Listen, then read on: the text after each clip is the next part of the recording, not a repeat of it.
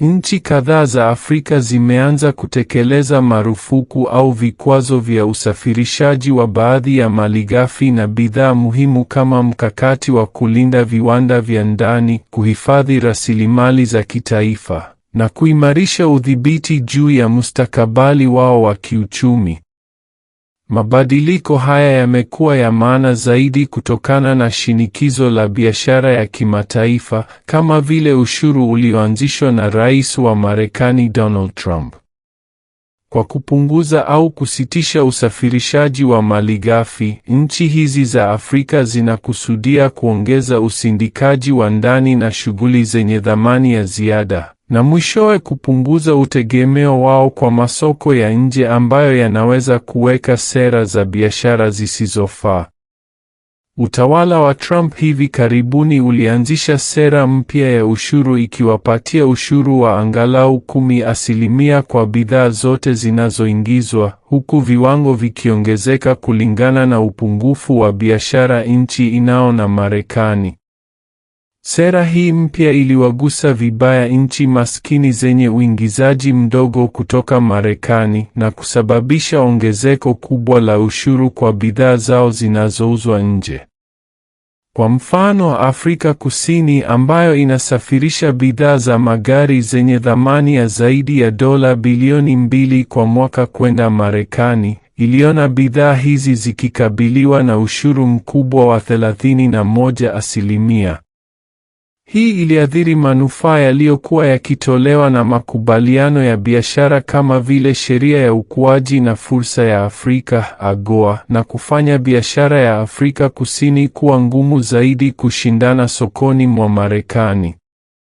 Serikali ya Afrika Kusini ilionyesha wasiwasi kwamba ushuru huu unafanya manufaa ya AGOA kuwa hayana maana na ilieleza nia yake ya kutafuta msamaha wa ushuru huku pia ikifanya juhudi za kutafuta masoko mengine ya bidhaa zake. Vilevile, uchumi mdogo kama Lesotho ambayo inategemea sana usafirishaji wa nguo kwenda Marekani, ilikumbwa na ongezeko la ushuru hadi 50%, likitishia viwanda ambavyo ni sehemu muhimu ya pato la taifa lao na kutoa ajira kwa maelfu ya wafanyakazi. Ikiwa nchi za Afrika zingeweza kujibu kwa kuweka ushuru juu ya bidhaa za Marekani, changamoto kadhaa za kiuchumi na biashara zingetokea.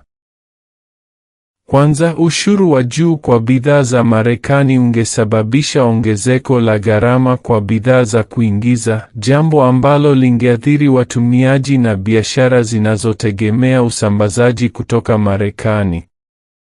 Hii ingeweza kusababisha mfumuko wa bei na kupunguza nguvu ya kununua ya watumiaji wa ndani. Pili, hatua kama hizi zinaweza kudhoofisha uhusiano wa kidiplomasia kati ya nchi za Afrika na Marekani, na huenda zikasababisha kupunguzwa kwa misaada ya kigeni, uwekezaji na fursa za biashara. Aidha, viwanda vinavyotegemea uingizaji wa malighafi au teknolojia kutoka Marekani vinaweza kukutana na usumbufu wa minyororo ya usambazaji na kuchelewesha uzalishaji na ukuaji wa kiuchumi. Licha ya changamoto hizi, baadhi ya nchi za Afrika, ikiwa ni pamoja na Afrika Kusini, zimeamua kutojibu mara moja kwa kuweka ushuru. Badala yake, wanazingatia mazungumzo ya kupata msamaha wa ushuru na kufanya kazi ya kujenga uhusiano imara wa biashara na washirika wa kibiashara wengine. Kwa kukuza uhusiano wa kiuchumi na China, Umoja wa Ulaya na masoko mengine ya kimataifa, nchi za Afrika zinakusudia kupunguza utegemeo wao kwa biashara ya Marekani na kupunguza athari za ushuru hawa. Kiongozi wa Burkina Faso, Ibrahim Traore, amekuwa akisisitiza kuhusu umuhimu wa uzalishaji wa ndani kama sehemu ya mtazamo wake mpana wa uhuru wa kitaifa na uhuru wa kiuchumi. Serikali imekuwa ikichukua hatua za kupunguza utegemeo wa bidhaa za kigeni, kukuza viwanda vya ndani na kufanya kazi kuelekea kujitosheleza katika sekta kama kilimo, uzalishaji na nishati. Njia hii inaendana na mwelekeo unaokuwa kote Afrika wa kutaka kujitolea kutoka kwa shinikizo la kiuchumi la nje, ikiwa ni pamoja na ushuru ulioanzishwa na Donald Trump. Sehemu kuu ya mkakati wa Traore ni kuongeza uzalishaji wa kilimo wa ndani ili kupunguza utegemeo kwa chakula kinachoingizwa. Burkina Faso imekuwa ikitoa ruzuku, msaada wa kiufundi na upatikanaji wa masoko kwa wakulima, kuwahimiza kuongeza uzalishaji wa nafaka, mboga na mifugo. Kwa kuimarisha usalama wa chakula wa ndani, nchi inapunguza utegemeo wake kwa mabadiliko ya bei za kimataifa na sera za biashara za kigeni ambazo zinaweza kuongeza gharama za uingizaji wa chakula. Hii ni muhimu hasa kwa sababu ushuru wa Trump unaweza kuongeza gharama za uingizaji wa bidhaa za kilimo kutoka Marekani na kufanya kuwa muhimu zaidi kwa nchi za Afrika kipaumbele cha uzalishaji wa chakula wa ndani. Mbali na kilimo, Traore anapigia upatu viwanda kwa kuwahimiza kufanya usindikaji wa malighafi ndani ya Burkina Faso. Badala ya kusafirisha pamba, dhahabu na rasilimali nyingine ambazo faida kubwa hutoka kwa makampuni ya kigeni, serikali inakuza maendeleo ya viwanda vya usindikaji wa ndani. Hii inaunda ajira, kuongeza thamani kwa rasilimali za ndani na kuhakikisha kuwa Burkina Faso inashikilia sehemu kubwa ya utajiri unaozalishwa kutoka kwa rasilimali zake za asili. Ikiwa nchi zaidi za Afrika zingeiga mifano hii, zingepunguza utegemeo wao kwa masoko ya magharibi na kupunguza athari za ushuru kama ule wa Trump. Traore pia amesisitiza umuhimu wa uhuru wa nishati, akitambua kuwa udhibiti wa nishati na nchi za kigeni ni udhaifu mkubwa wa kiuchumi na kisiasa.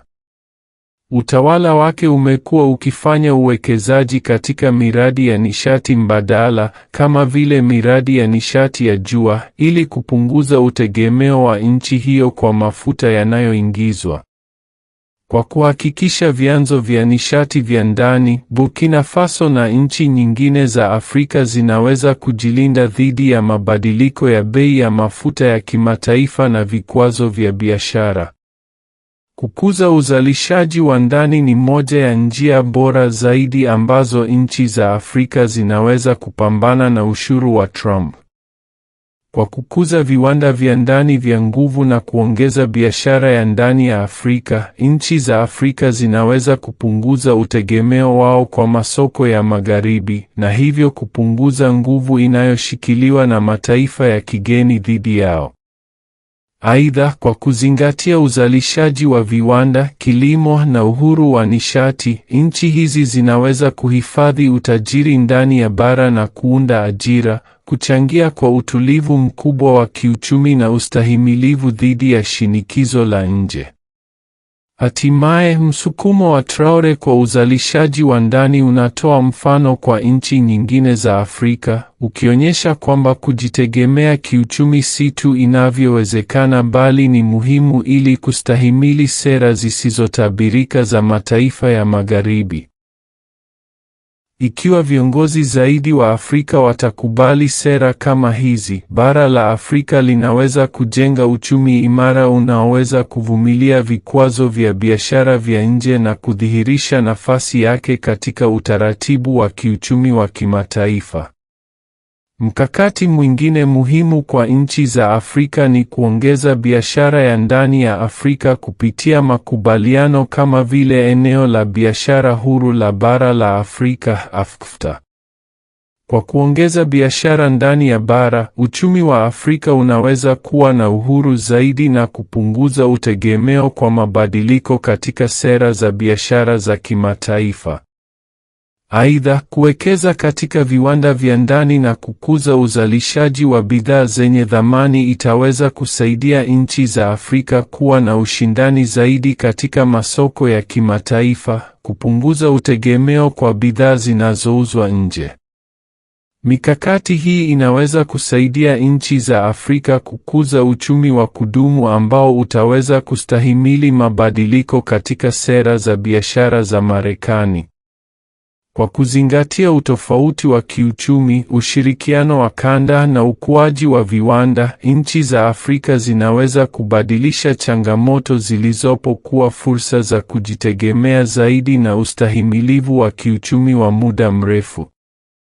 Kwa mfano, Zimbabwe hivi karibuni imetangaza marufuku ya usafirishaji wa lithio ghafi, madini muhimu yanayotumika kutengeneza betri na magari ya umeme. Lengo la serikali ni kuhakikisha kwamba nchi inafaidika na mnyororo mzima wa thamani, badala ya kusafirisha madini hayo kwa hali ya ghafi na kisha kuingiza bidhaa zilizokamilishwa kwa gharama kubwa. Vilevile, Ghana imetunga vikwazo kwa usafirishaji wa bautite na inafanya uwekezaji katika viwanda vya usindikaji wa alumini. Katika muktadha wa ushuru wa Trump, aina hizi za marufuku za usafirishaji zinaweza kuonekana kama aina ya kujitetea kiuchumi. Badala ya kutegemea uhusiano wa biashara unaoweza kuvurugika kutokana na maamuzi ya upande mmoja kutoka kwa mataifa yenye nguvu kama Marekani, nchi za Afrika zinakuza viwanda vyao vya ndani. Kwa kusindika rasilimali zao ndani, zinaweza kuuza bidhaa zilizokamilishwa kwa bei za juu kwa masoko mapana, kupunguza utegemeo kwa ushuru wa bidhaa ghafi. Aidha, kwa kuzingatia maendeleo ya minyororo ya thamani ya kikanda, nchi za Afrika zinaweza kuongeza biashara ya ndani kupitia mpango wa AfCFTA. Aina hii ya uunganishaji wa kiuchumi itawawezesha nchi za Afrika biashara zaidi kati yao, kushirikiana miundombinu na kujadiliana kwa pamoja kwa mikataba bora ya biashara na mataifa makubwa. Kwa kumalizia, marufuku hizi za usafirishaji si tu hatua za kinga, ni harakati za kimkakati zinazolenga maendeleo ya muda mrefu. Zinasaidia nchi za Afrika kupinga mifumo ya biashara ya kimataifa inayotaka kuzitumia, kuchochea viwanda na kupinga hatua za biashara zisizo za haki kama zile zilizowekwa na Trump. Ingawa sera hizi zinakuja na changamoto kama vile kuvutia uwekezaji kwa usindikaji wa ndani, zinawakilisha hatua kubwa kuelekea kurudisha uhuru wa kiuchumi. Asante sana kwa kutuunga mkono na kutazama kipindi hiki. Tunafurahi sana kwa kuwa nanyi na tunadhamini sana muda wenu. Tunajivunia kuwa na watazamaji kama ninyi ambao ni sehemu muhimu ya safari yetu. Kila siku tunajitahidi kutoa habari sahihi, za kina na za kuaminika ambazo zitakusaidia kuwa na taarifa za haraka kuhusu kinachoendelea hapa nchini na ulimwenguni kote. Kenya Breaking News inajivunia kuwa chanzo cha habari za kweli na za kina kwa Wakenya na watu wa dunia nzima. Tunajitahidi kila siku kufikisha taarifa zinazohusu siasa, uchumi, michezo, burudani na matukio mengine muhimu yanayoathiri maisha ya kila siku ya Wakenya. Kwa hivyo, ikiwa unapenda kuwa na habari za haraka na zinazohusiana na maisha yako ya kila siku, tunakuhimiza uendelee kutufuata na kujisajili ili usikose chochote. Kama vile tunavyojua, dunia inabadilika kila siku na habari zinabadilika haraka. Hii ni kwa sababu ya mifumo ya kisasa ya uhamasishaji na usambazaji wa habari ambayo inachochea mambo kuendelea kwa kasi kubwa. Hivyo basi, ni muhimu kwa kila mmoja wetu kuwa na chanzo cha kuaminika cha habari ili tuweze kufanya maamuzi bora katika maisha yetu. Kwa kujisajili na Kenya Breaking News, utapata habari za mwisho, habari zinazohusu siasa na serikali, habari za ajira na pia habari muhimu kuhusu afya, elimu na maendeleo. Hatuwezi kuepuka mabadiliko ya haraka yanayotokea kila siku, lakini kwa kuwa na wewe kama mtazamaji wetu, tunapata nguvu ya kukabiliana na changamoto hizi na kuleta habari zinazotusaidia sote. Kwa hivyo, tunakukaribisha uendelee kujisajili ili uweze kuwa sehemu ya familia ya Kenya Breaking News. Kujisajili kwako kutahakikisha kuwa kila habari muhimu itakufikia kwa haraka na utakuwa miongoni mwa watu wa kwanza kupata taarifa kuhusu matukio yanayotokea nchini na duniani.